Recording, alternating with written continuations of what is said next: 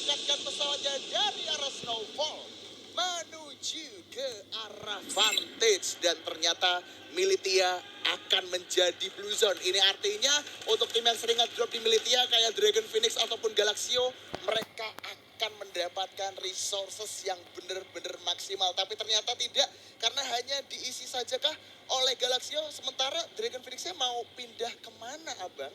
Aduh, mau pindah kemana ya? Apakah Dragon Phoenix akan memberikan tempat mereka atau akan ditabrak? Tapi ternyata ada satu tabrakan yang terjadi di mana tembakan sudah mulai terdengar. Ada Sojovic yang berhasil connect. Kita lihat kali ini satu tembakan dari seorang Tayo sudah mulai dibuka ke arah depan dari arah jendela. Sedikit cuma yang dimanfaatkan, beberapa damage output juga sudah mulai masuk ke arah depan. Kita lihat agak sedikit sulit nampaknya karena dari musuhnya sendiri juga udah coba langsung masuk ke arah satu compound, tapi ternyata Tayo nggak sampai di situ aja.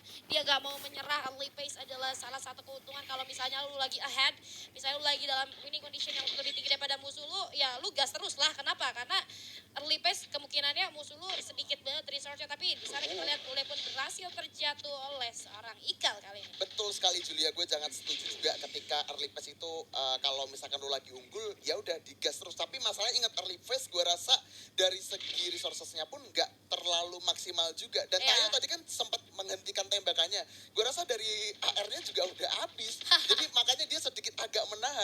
Apalagi di sini lu lihat aja tuh, Meiji udah sisa 9 HP. Dia cuma mengharapkan HP-nya itu dari kuning-kuning yang ada. Dan kalau mereka dipaksa menggunakan inhaler doang tanpa persediaan HP yang bener-bener penuh, gue rasa mereka bakalan rugi banget. Dan sekarang kalau lihat Ses, ternyata seorang Ray again and again mendapatkan 1 poin kill tambahan. Ini Ray lagi mengamuk kah? Ray lagi ngamuk kah hari ini? Bener-bener Ray, ini bisa gue bilang stamina Ray sih gila banget ya. Dari round ke round ternyata masih bagus banget. Tapi kita lihat kali ini ternyata dua player daripada Tang City pun berhasil ditumbangkan. Masih berlanjut nampaknya dari seorang Zack. Walaupun ada satu blue wall yang sedikit menghalangi, tapi nggak menghalangi serangan dari seorang Zack. 3 poin eliminasi Onyx Olympus, satu player yang tersisa. Bagaimana keputusannya kira-kira? Walaupun sebenarnya kita ngomongin di sana ada revival spot, tapi nggak semudah itu. Nanti Onyx Olympus pasti ngebaca ke revival spotnya, terus ngehidupin teman-teman di revival spot juga nggak segampang itu ya. Setuju.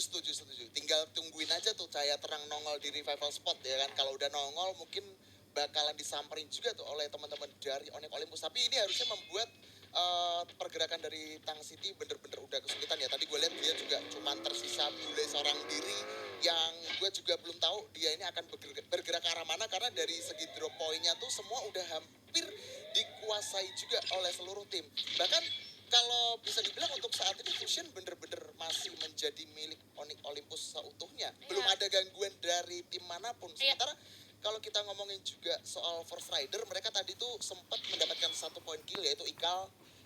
Dia dapetin killnya itu atas player dari Tang City yang mencoba lari dari Fusion. Yes, betul. Gue setuju banget tadi. Untungnya Ikal juga masih bisa secure satu kill dari posisi tadi. Tapi yang perlu kita mention tadi ya, Fusion akan seutuhnya menjadi milik Onyx Olympus sejauh ini ya. Sejauh ini. Karena mereka juga berhasil numbangin satu persatu musuh yang menghadapi mereka dengan banyaknya compound yang bisa mereka maksimalkan dalam segi lootingan. Ini akan bagus untuk Onyx Olympus, mengingat sebenarnya di round sebelumnya juga Onyx Olympus berhasil masuk ke arah fase late game, tidak lain dan tidak bukan karena persediaan atau perbekalan mereka yang cukup untuk menghadapi musuh demi musuhnya. Jadi kalau misalnya Onyx Olympus dikasih resource yang banyak lagi, jangan sampai COD sama musuh, lebih baik dipergunakan sampai ke arah late game. Tapi kita lihat dulu untuk standingnya di round ketiga, bisa dibacakan Bung Arman. Buset, ini SAS Alphaing karena 3 game udah bermain konsisten, mereka amanin 58 poin. Selisih poinnya lumayan sih sebenarnya, sekitar 17 poin. Jadi 17 poin ini sebenarnya masih bisa kekejar dalam satu game. Tergantung nih dari SAS Alphaing dan juga Onyx Olympus ini bakal melakukan seperti apa. Tapi kalau kita ngomongin Onyx Olympus juga, mereka tadi di early udah bisa dibilang mendapatkan poin-poin killnya dari tim Tang City Esports. Jadi dari segi perolehan poin, gue rasa nggak akan jauh lagi. Disusul juga Dragon Phoenix yang ada di posisi ketiga tadi ya. Jadi untuk posisi 1, 2, 3 ini bener-bener lagi kejar-kejaran poinnya Julia. Ya bener-bener lagi kejar-kejaran banget poin-poinnya. Kita bisa lihat 3 tim teratas benar-benar nggak nurunin tensi mereka banget ya untuk sampai ke round keempat kali, tapi lihat ada shockwave yang connect ke arah seorang Valls kali ini. Udah pasti ini ketahuan dalam segi posisi seorang Valls coba untuk memanfaatkan satu patahan off angle untuk musuhnya kali ini, dan nggak mau terlalu greedy untuk maju ke arah depan, karena kita lihat juga dalam segi resource-nya dari tim Point nggak begitu banyak gitu kan, jadi mereka juga nggak bisa sebegitunya untuk maju ke arah depan, harus pelan-pelan aja tapi pasti geraknya. Tapi di sisi lain kita lihat ada Dragon Phoenix kali ini, Susana dan kawan-kawan sejauh ini masih cukup aman walaupun Betul. mereka udah mulai meningkatkan awareness mereka, tapi ya mereka juga nggak melakukan pergerakan yang buru-buru kemana-mana gitu kan, jadi ya Betul. stay aja dulu di sini. Betul, betul. Apalagi mereka sempat ngeluarin UAV Light juga ya, karena mereka sadar adanya pergerakan dari tim Point Ordinary. Tapi gue rasa Point Ordinary itu kan masih banyak kesempatan banget buat mereka tuh nggak harus ke stadium, mereka tuh bisa muter jauh lewat kanan atau kiri untuk menghindari early fight-nya, karena sangat disayangkan sekali ketika lu di match pertama udah dapetin Buya dengan hasil yang cukup maksimal, tapi tiba-tiba di match keempatnya langsung ngedrop juga poinnya.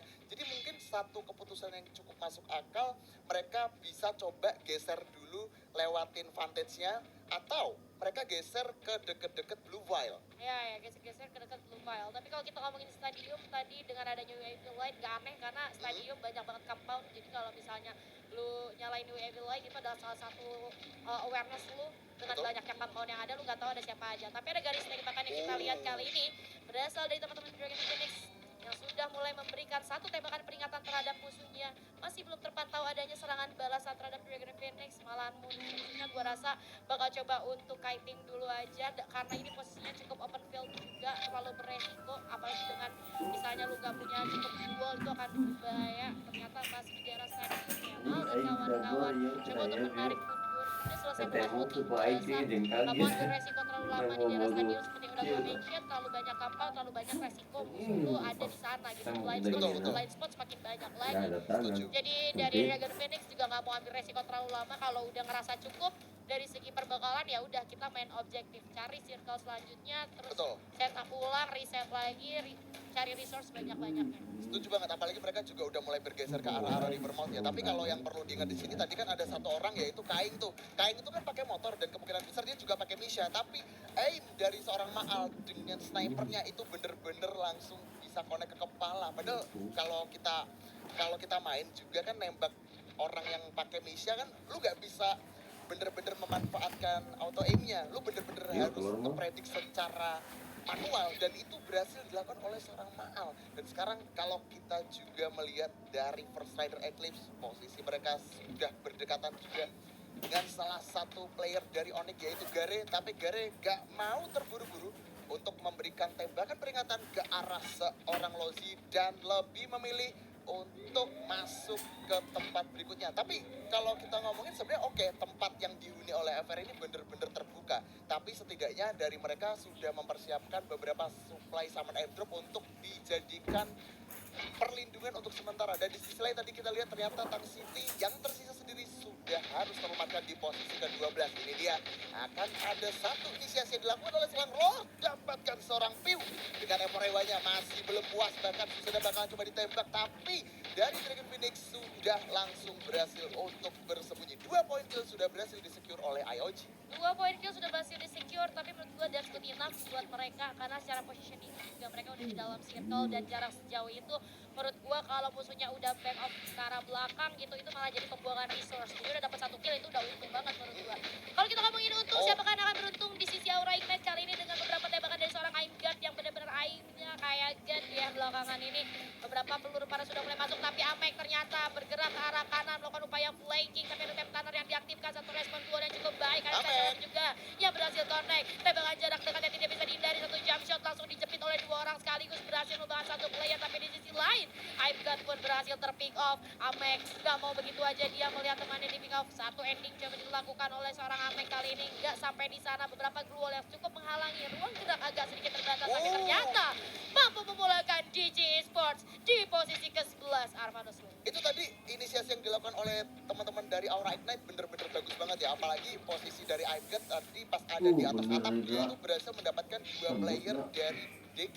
Tapi masalah berikutnya adalah pas Amek melakukan rush, sebenarnya dia udah bagus banget. Dia nge-delay dulu dengan chrono yang ada, dia coba keluar dari chrono yang sudah terpop up. Tapi yang cerdiknya dari seorang Skypins adalah dia ngincer aim-nya duluan. Dan ketika Skypins sudah berhasil mengincar aim-gun, pergerakan dari Aura memang tadi sedikit agak terdelay. Walaupun pada akhirnya mereka juga harus ter-wipe out. Iya, gue setuju banget. Karena M-Gun-nya yang nyusahin gitu kan di dalam belakang. Tapi kalau kita ngomongin tentang nyusahin, kali ini RRQ Kazu nampaknya sedang sedikit kesulitan. Bahwa kehilangan satu player tidak akan mudah untuk mereka. Kekurangan backup dan juga minim informasi akan didapatkan. Tadi ada Shushu dan juga Brasil Connect. Tapi ternyata Galaxio kali ini memberikan beberapa pressure terhadap RRQ Kazu yang lagi dan lagi agak sedikit ketinggalan dalam segi rotasinya untuk dua round ini. Tapi gak masalah, kita lihat juga dari RRQ Kazu masih bisa bertahan walaupun dengan 3 playernya saja. Kali ini Galaxio coba bergerak sedikit lebih dekat lagi. Apakah akan jadi enggak? Ternyata agak sedikit ragu nampaknya Bunda ya, gak mau terlalu terburu-buru. Namun di sisi lain, Ses Alpha Inc. kali ini dan para Forest sudah mulai melakukan satu upaya setup di mana ada satu komponen yang sudah mereka tempatin di depan juga mereka tahu harusnya udah ada musuhnya, makanya mereka nggak terlalu buru-buru. Tapi di round sebelumnya Ray menjadi predator dengan killnya 10, total damage-nya lu lihat 5.795, headshotnya juga Headshotnya 8, berarti dari 10 poin kill itu dia yang nggak headshot cuma 2 doang. Itu udah hampir 80% ya berhasil didapatkan oleh seorang Ray sendiri. Dan tapi sekarang kita juga perlu melihat Ahnaf yang lagi kesulitan untuk masuk ke dalam zona karena beribu-ribu peluru coba untuk menusuk ke arah jantung seorang Ahnaf. Apalagi di sini posisi dari duelnya emang nggak terlalu banyak juga. Tapi untungnya dari tim Galaxio sudah mempersiapkan beberapa vehicle untuk masuk ke dalam zona dengan cukup lebih aman. Tapi kita perlu melihat juga dari seorang Piu ternyata akan memberikan inisiasi dari arah kejauhan terhadap tim dari Point Ordinary. Asli di sisi lain dapetin seorang Ainggat lagi dan lagi. Dan untuk sementara ini peperangannya masih sedikit agak terdelay. Randy langsung melakukan 1 jam dengan 1 double barrel, langsung melakukan ending juga terhadap seorang Abai. Dan langsung juga meritek komponen sudah diuni. Mereka harus bertahan lebih lama di sana karena dari segi posisi zona memang masih ada di pihak mereka. Tapi sekarang beda cerita sama Adrian yang sudah akan mempersiapkan satu rush untuk mengajar tim dari Island of Dark. 1 orang sudah mulai tumbang, sisa Agung, sisa seorang Lord sendirian masih coba bersembunyi balik satu kandang kuda. Tapi sepertinya ini akan sulit untuk seorang Lord menggocek di balik sebuah gua. Tapi pada akhirnya Island of God juga harus dipulangkan di posisi yang ke-10. Di lain sisi lihat Maal juga sedang berhadapan dengan Aura Bakan. Ini dia akan coba diajar dulu ya. Yes, akan coba diajar, tapi kali ini ternyata Aura nggak bisa istirahat karena ada tim Dragon Phoenix. Namun ternyata dari seorang Piu bergerak terlalu cepat, berhasil ter-pick off di sana satu player dari tim Dragon Phoenix. Bisa 3 player saja di sisi lain pun. Aura Ignite pun harus dipulangkan di posisi ke-9. Begitu pula dengan RRQ Kazu di posisi ke-8. Dragon Phoenix datang di timing yang pas ketika Aura Ignite belum sempat melakukan reset setelah melakukan satu fight. Akhirnya Aura Ignite pun berhasil di finishing. Namun di sisi lain Forest Red nampaknya agak sedikit ramai pada terayapnya. Kita lihat dari seorang Jus sudah mulai memantau adanya pergerakan dari arah seberang. Beberapa tembakan sudah mulai dilontarkan. Ada satu vehicle yang coba ditembak, bikin bakar-bakar dulu biar gak bisa dipakai ya kan. Tapi di sisi lain ada seorang Ikal yang harus menerima beberapa gempuran. Sakit banget peluru yang udah dirasakan. Ada Skylar dari sisi kanan. Kali ini kita lihat dari seorang Kai pun berhasil terjatuh. Tapi Riley coba untuk memberikan sedikit tembakan ke arah atas. Coba untuk ditahan terlebih dahulu granat di masa. Kali ini dari seorang Alif apakah akan connect? Ternyata masih belum. Tapi dari seorang Souza, oh my god, Souza pelontarnya berhasil connect dan berhasil memulangkan satu tim lagi karena lobby. Tapi di sisi lain Eko Esports yang seorang Jus sudah mulai mematahkan rotasi daripada musuhnya. Nggak dibiarin jalan sama sekali, yaitu Galaxio yang kali ini harus benar-benar try hard banget untuk masuk ke dalam satu papan yang sudah mereka pilih. Tapi ternyata satu player berhasil di ending oleh teman-teman daripada tim Eko Esports. Di sisi lain ada lagi yang lagi berantem, kali ini Armando Slim. Oh my god, fight-nya gak berhenti-berhenti. Sekarang Ses akan coba unjuk gigi mengajar teman-teman dari First Rider. Souza juga sudah ready dengan satu pelontarnya, lemparan grenade, coba kodak, berhasil menculik seorang Darkolka. Ternyata hanya sekarat, tapi Rogi langsung coba menembak dengan satu shotgunnya. Bahkan Souza mengcover dari arah belakang menggunakan pelontar atau mungkin pelontarnya sudah habis. Satu grenade dari seorang Gedai, kodak terhadap seorang Lonzi. Gedai lemparkan pelontar, langsung coba eksekusi seorang Souza yang tergolong di dalam pelontar. Ini menjadi akhir untuk FRM sampai akhirnya kita melihat sisa 5 tim aja. juara harus segera ditolong karena posisi zona berikutnya ternyata lebih berpihak kepada Onyx Olympus dan sekarang Onyx akan coba menahan dan mendelay pergerakan yang akan dilakukan oleh Eko Esport. Tapi mungkin di sini Tayo masih coba cek dulu kanan kirinya sambil menunggu tim lain untuk masuk dan di sisi lain Image ternyata tidak akan bisa tertolong karena zona sudah mulai sakit. 20 detik lagi. Kalau sampai tim lain gak ada yang masuk ke dalam zona, mungkin kesempatan Buya yang akan besar didapatkan oleh Onyx Olympus. Gila, Sesalvaing itu backupnya bisa kayak gitu dari satu orang doang. Itu gimana ceritanya yang pakai pelontar, pakai granat, walaupun dua orangnya udah ketok masih bisa untuk survive selama itu. Tapi gak masalah, kita lihat kali ini di sisi lain ada satu peperangan lagi yang akan pecah nampaknya dari Eko Esports. Coba masuk sedikit demi sedikit ke dalam zona, beberapa gluos kemudian dipopong, tapi Onyx Olympus tidak akan membiarkan begitu saja. Satu serangan sudah mulai masuk dari dua player Eko Esports. Pada Tem Karner di dalam rumah yang coba diaktifkan, melakukan medikasi terlebih dahulu sebentar aja, coba kiting, buying time selama mungkin sampai mereka siap lagi untuk berperang. Namun kita lihat dari seorang Zack sudah mulai bersiap di arah luar, memantau pergerakan yang lain dari arah musuh itu Sesalvaing yang sebentar lagi akan masuk ke dalam circle. Hati-hati Dus, dari sisi lain kita lihat high ground sudah mulai diamankan oleh Sesalvaing, tapi terbaca jelas oleh seorang Dons kali ini. Coba untuk dipotong dulu rotasi daripada Sesalvaing, tapi ada pelontar yang coba diarahkan ke arah depan. Headshot di sana berhasil mengenai teman-teman daripada tim Sesalvaing, tapi balasan juga masuk. Sesalvaing menerima tekanan dari segala arah, dari Eko, dari Onyx. Satu orang di arah genteng udah mulai terlihat, coba ditembak tapi ternyata sedikit sulit. Pelontar kedua bakal dilemparkan dan satu orang yaitu Bara pun terjatuh. Harusnya misalkan satu player saja daripada tim Sesalvaing, tapi ternyata ada tembakan lain daripada Onyx Olympus. Dengan charge buster-nya Tayo dan juga Gadu pun berhasil terjatuh. Kali ini Zack dengan shotgun panjangnya dari arah atas berusaha untuk menumbangkan teman-teman dari tim Eko Esport, namun sedikit sulit nampaknya karena zona sudah mulai mengatur di arah belakang. Coba ditutup segala pintu masuk menggunakan wall, bakalan ketemu dan seorang Kucai sisa sendiri aja bakal lari-lari melawan zona. Tapi kita lihat dua tim tersisa. Zack masih survive. Gedai apakah akan kedua, tapi ternyata ini dia Buya Onyx Olympus. Buya untuk Onyx Olympus. Kayak yang gue bilang tadi, kalau mereka bisa bertahan dengan cukup lama di dalam satu compound yang udah enak banget buat mereka,